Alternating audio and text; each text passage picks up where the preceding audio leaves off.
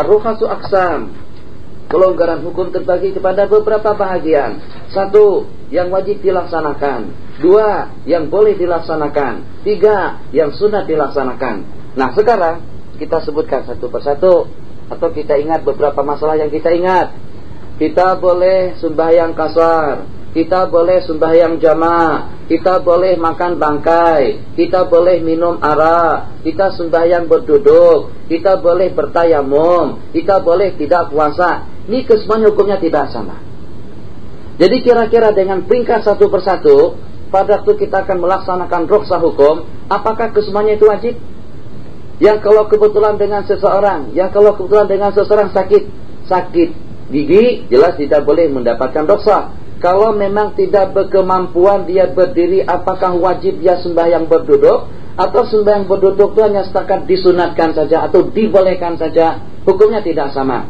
Kalau seperti dengan perempuan dalam keadaan uzur, takhfifnya dia tidak sembahyang dan juga tidak puasa. Apakah tidak sembahyang dan tidak puasa itu hukumnya wajib? Atau hanya setakat sunat saja? Jadi yang semacam itu hukumnya wajib. Ada yang sifatnya wajib dilakukan, ada yang sifatnya sunat dilaksanakan, ada yang sifatnya mubah kita lakukan. Ka'aklil maitati lil muttar, hukumnya wajib. Ya akhi, makan. Katanya mau macam mana Nur? Ini kita terbang sudah 16 jam dari Malaysia menuju Kairo, tak transit. Dari Kairo menuju Perancis, tak transit. Kita dengan Concorde dengan bahan bakarnya sanggup untuk menerbangkan kita selamat 39 jam misalnya.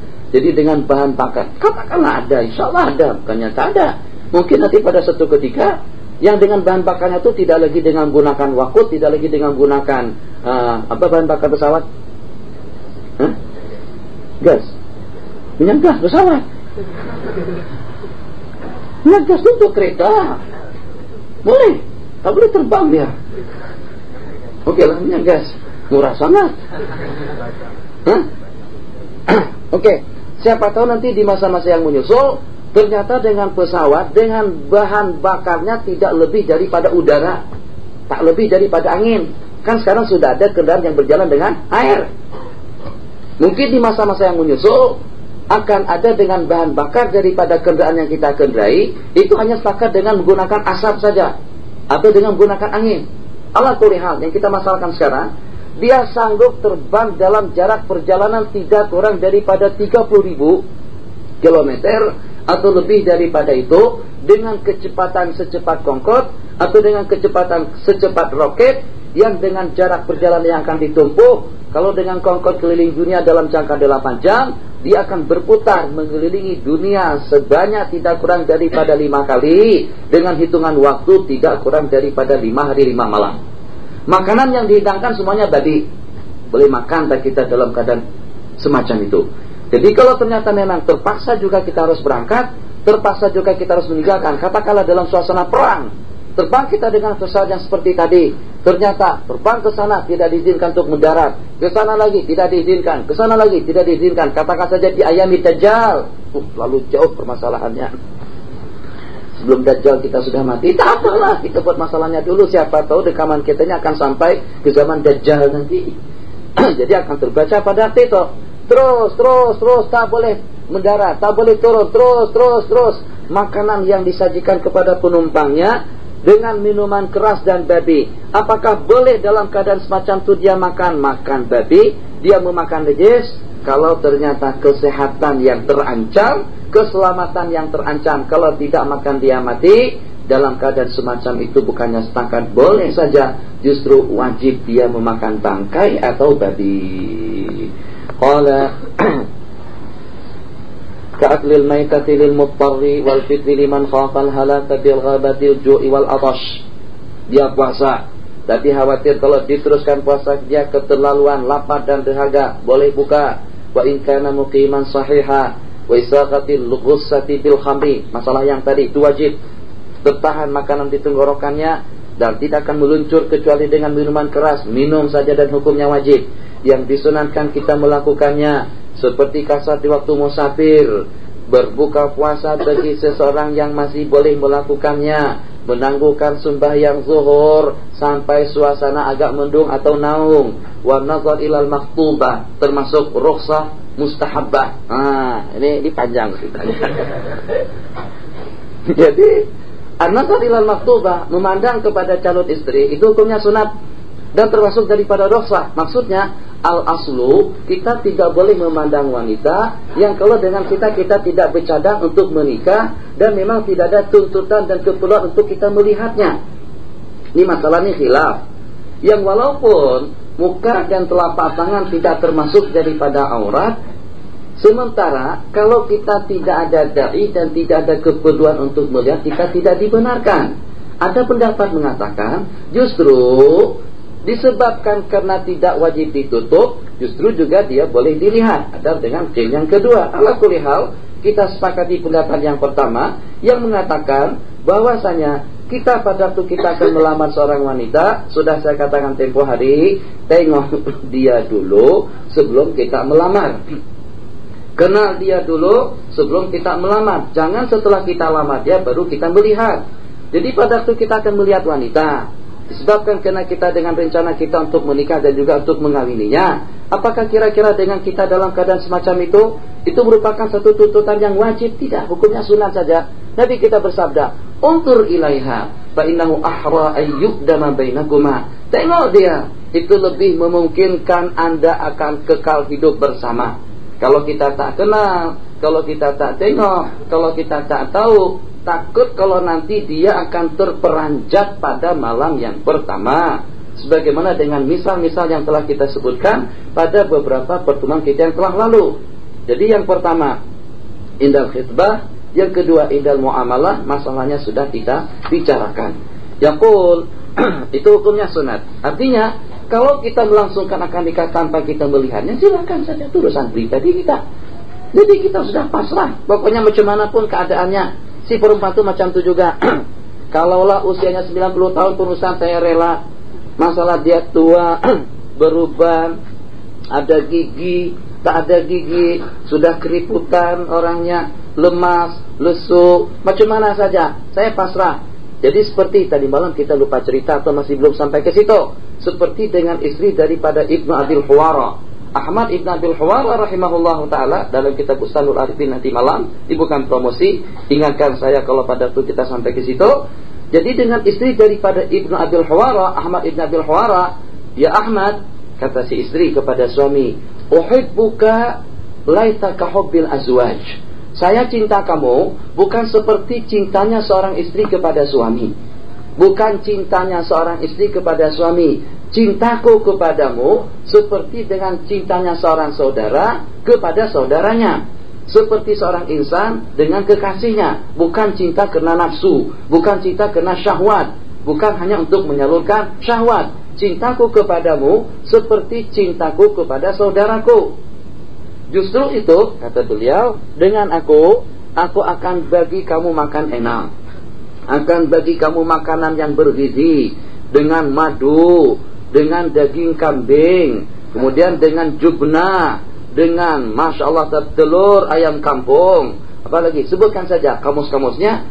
Jadi kata aku akan bagikan makanan yang sedap-sedap dengan makanan yang lezat dan enak. Sementara tenaga dan kekuatanmu itu gunakan saja untuk kamu bersama dengan istrimu yang kedua.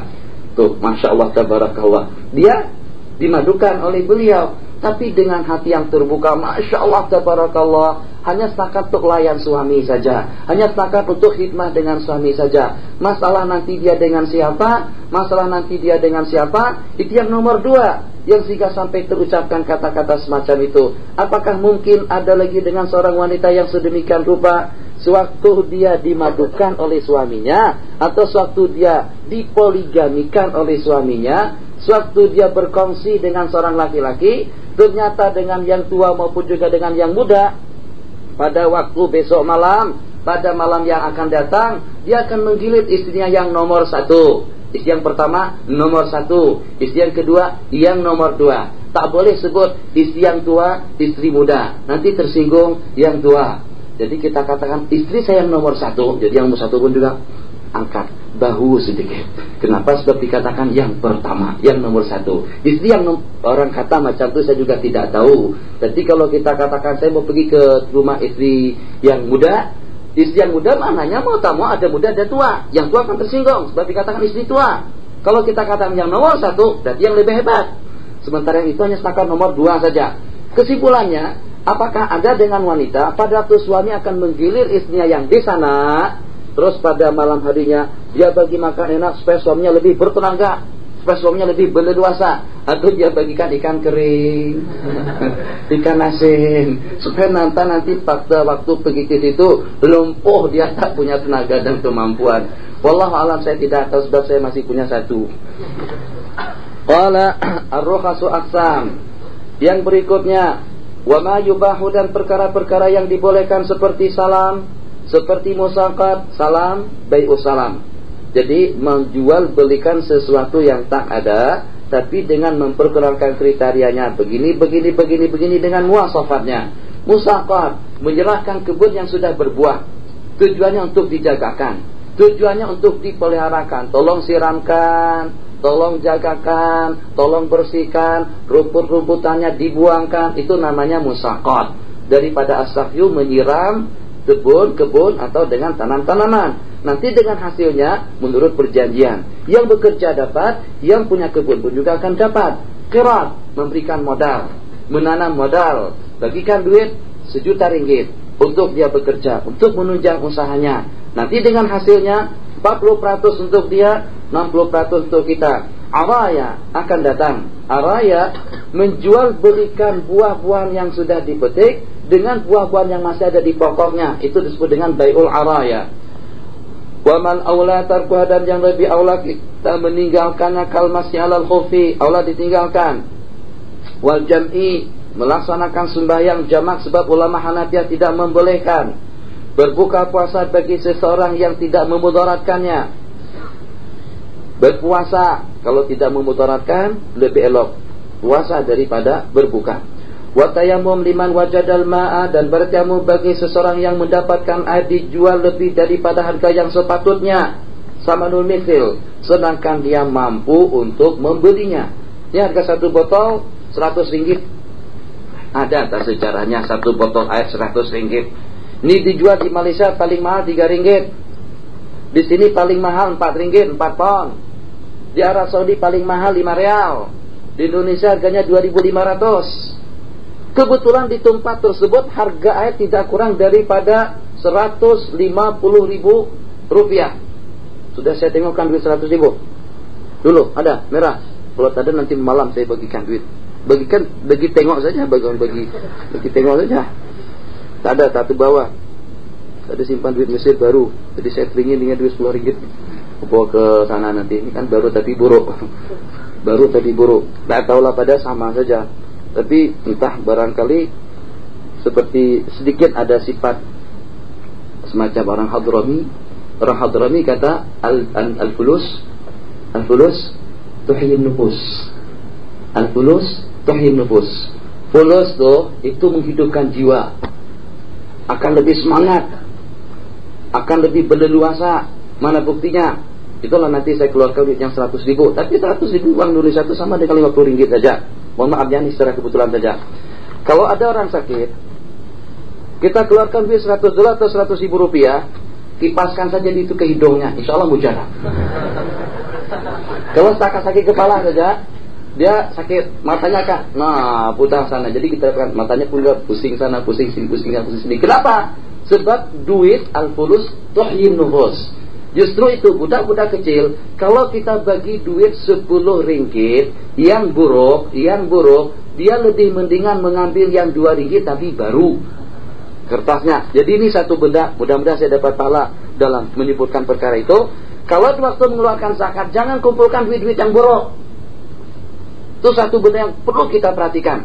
Kalau kita akan bagi duit raya, budak-budak kecil kalau kita bagi duit raya yang baru-baru, masalah seronok dia tengok. Kita pun seronok tengok duit yang baru keluar dari bank.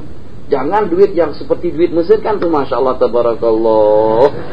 Susah hati kita tengok duit Mesir, apalagi pon-ponan tuh. Itu saya kira kalau kita tengok dengan mikroskop, rasanya kuman-kuman penyakit, macam-macam penyakit ada di sini. Hati-hati. Kita jangan cium duit, bahaya. Itu boleh meracuni kita. Coba saja kalau uang seperti uang pon misalnya, uang pon kemudian yang setengah ringgit, yang setengah pound, itu kita masukkan ke dalam gelas air, airnya kita minum. Wallahu alam, saya rasa itu boleh keracunan dia pada itu. Ala kulli hal, suatu benda yang rasanya perlu kita raikan pada waktu kita akan bersedekah, pada waktu kita akan mengeluarkan zakat wajib, kita cari dulu duit yang baru. Kita akan keluarkan duit 1.000 ringgit, cari yang 50-an atau yang puluhan, semuanya baru keluar dari bank. Bagikan yang 10 ringgit, bagikan yang 50, bagikan yang 100. Lega orang yang menerima. Satu, yang pertama kita dapat pahala dengan nilainya. Yang kedua, dengan kita dapat pahala karena kita memasukkan surur, idkhalus surur, membuat orang jadi lega dan merasa seronok saat ketika mendapatkan bantuan atau juga dengan zakat yang seperti itu. Dapat pahala 2 kali. Qala al-qirat wal araya wal jama' sudah, wat tayammum liman wajadal makna. Jadi masalah kita tadi dijual dengan harga 100 pound Mesir.